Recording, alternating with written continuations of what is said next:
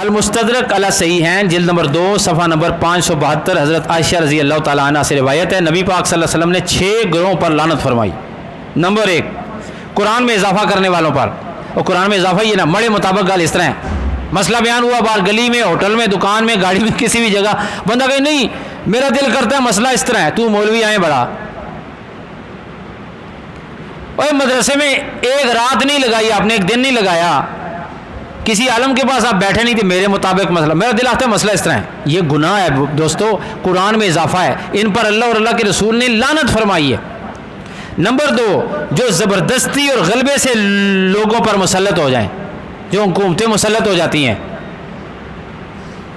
ये इन पर भी अल्लाह ताला की लानत। नंबर 3, जो बंदा जलील इंसान को इज्जत देता है, हमारे मुआशरे की तस्वीर देख लें, रुख देख लें, हमारा मुआशरा किस नहज पर है, हम जलील लोगों को इज्जत देते हैं और इज्जतदार लोगों को जो जलील करते हैं अल्लाह ताला की लानत उन पर भी होती है। जो आराम को लाल और राम को लाल, ये सारे काम यजीद में थे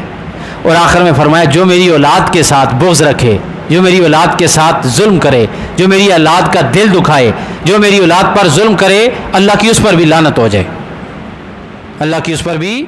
ये नबी पाक की हदीस है।